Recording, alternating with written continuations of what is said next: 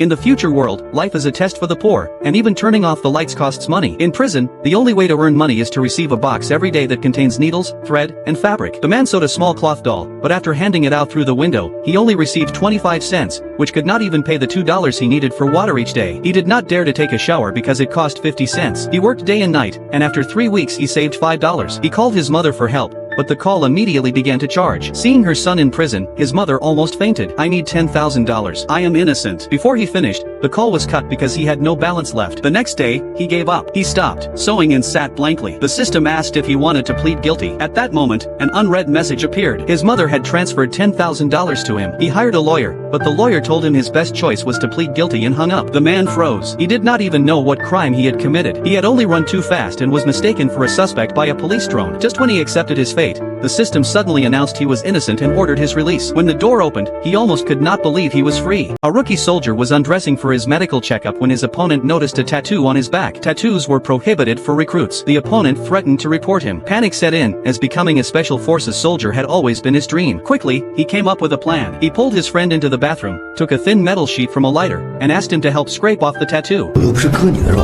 你怕什么？ His frightened friend closed his eyes and, trembling, made 2 cuts. But when he opened his eyes and saw the blood, he fainted.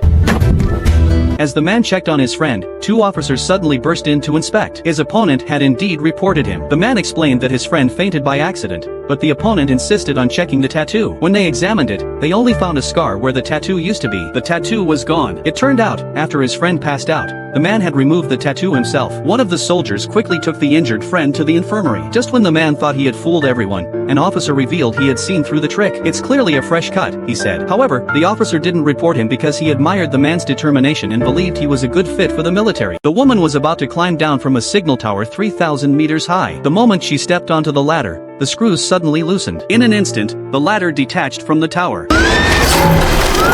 Luckily, she was wearing a safety harness. The other end of the rope was connected to her best friend, who held on tightly so she wouldn't fall. Her friend used the iron pillar to pull the rope up bit by bit, while the woman cooperated by climbing upward. When she had almost exhausted all her strength, she finally grabbed the broken ladder and escaped immediate danger. But a bigger problem appeared. How were they supposed to get down? Even worse, during the fall, the backpack containing food and water had dropped onto the signal dish. Because of the high altitude, neither of their phones could receive a signal. Her friend then came up with a bold idea. The lower the phone went, the stronger the signal might be. She typed out a rescue message, hit send, tied the phone to the safety rope, and slowly lowered it. If it reached a signal, they would hear the sending notification. But the rope was not long enough, and the phone remained silent. To lower it even more, the friend climbed onto the broken ladder, holding the ladder with her left hand, suspending herself in the air, and using only one hand to lower the phone farther. Even this wasn't enough, the message still didn't send. Out of strength, the friend had no choice but to pull the phone back up. At that moment, the woman had another idea. She took off her bra, stuffed it into her shoe as padding, typed another rescue message, put the phone into the shoe, and threw the shoe downward. This way the phone could land safely, and it might successfully send the message before hitting the ground. All they could do now was wait. But the next day came, and no rescue arrived. To survive, the friend decided to climb down and retrieve the backpack. A clearly suicidal plan. She tied the rope securely to the top of the tower, and resolutely climbed off the platform. But because she was already weak, she quickly slipped. With her excellent climbing skills, she managed to grab the rope again, plant her feet on the iron pillar, and inch downward little by little. However, the rope was slightly too short. She couldn't reach the backpack. The friend decided to risk everything. She unhooked the carabiner from her waist, gripped the very end of the rope with one hand, and lowered herself another bit. Even then, she was still a short distance away. She pushed hard against the pillar, letting her body swing in the air. Timing it perfectly, she leaped, and finally landed on the satellite dish. But now, how was she supposed to climb back up? The man set up a sniper rifle and aimed at the people across the street. He ended several lives in an instant. When the police arrived, the shooter had already disappeared. The police chief found a shell casing on the ground and a coin with fingerprints on it. Soon they identified a suspect. The SWAT team raided the place and arrested the man while he was sleeping, and they found a car in his garage that matched the one in the surveillance video. The shell casing on the table matched the one from the crime scene, and the evidence looked solid. But before signing anything, the suspect said nothing. He only wrote a few words. "Get Jack Reacher." While the police were confused, Jack appeared on his own. Jack asked to see the evidence but was refused. He turned around and left, and the officers immediately followed him. Then the suspect's lawyer arrived. She hoped Jack could help, but Jack's words shocked her. I didn't come here to help him. I came here to bury him.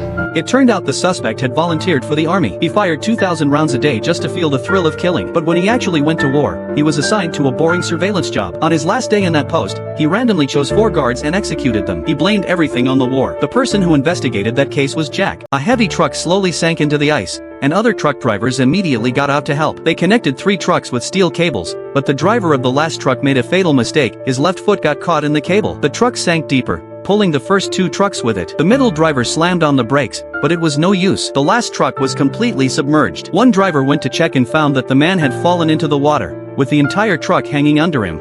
Давай! Зроби це!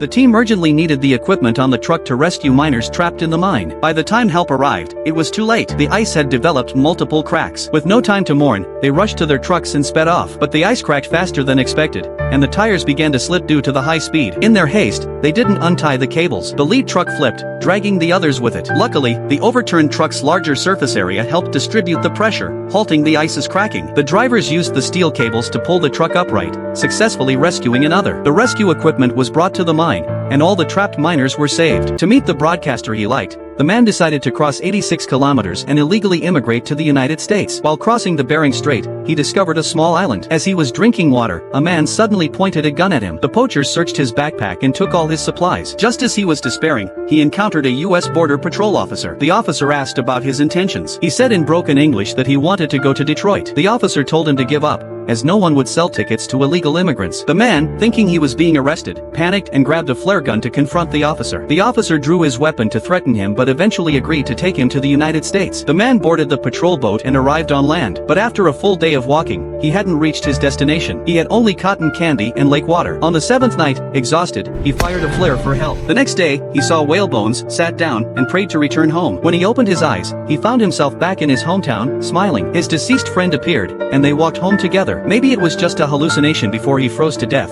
or perhaps he had been shot during his confrontation with the officer. To challenge the top soldier of the special forces, the recruit trained every day by holding a rifle tied with 4 bricks, standing still even though sweat poured down his body. Heavy rain came, and the female instructor told him to stop. His opponent was a veteran with more than 10 years of experience, but the recruit refused to give up. The instructor said a good sniper must not only be accurate, but also predict the target. If the target is beyond range, he must move closer, or use curved shooting to extend the distance, which requires precise calculation of wind direction and speed. The challenge day arrived. They stood side by side, the beer bottle 800 meters away shattered in the same second. Then they carried 30 kilograms of gear, sprinted 15 kilometers, and climbed to a mountain over 2,000 meters high. They had to hit a target 2,000 meters away, but the rifle's effective range was only 1,500 meters. To succeed, they had to use curved shooting, but rain poured down, and fog covered the mountains. The veteran aimed but finally gave up. The recruit kept adjusting his scope. He remembered the instructor's words, calculated quickly, and pulled the trigger. Everyone was shocked, even the veteran could not believe it, and the instructor simply smiled. The man deliberately opened the door for his superior in advance. While the other person was leaving, he quickly stuck a piece of paper to hold the latch, keeping the door unlocked. After the superior left for a meeting, he immediately turned back and headed straight for the safe. Just as he reached out to open it, he suddenly paused, but he eventually opened the safe anyway. After searching through it, he couldn't find what he was looking for. He knew his time was running out. After closing the safe, he prepared to leave, but suddenly, the fish tank in the corner caught his eye. Inside were 2 great white sharks. His gaze fell on the small house at the bottom of the tank. While he was examining it, footsteps suddenly came from outside. He wanted to leave, but it was already too late. The superior entered the room. Everything in the room seemed normal, but he immediately sensed something was off. He quickly walked to the safe and extended a finger, feeling for a small piece of paper underneath the handle. If someone turned the handle, the paper would fall off. It seemed no one had touched it. The superior then hurried to the fish tank, grabbed an iron hook from the floor, fished out the small house, and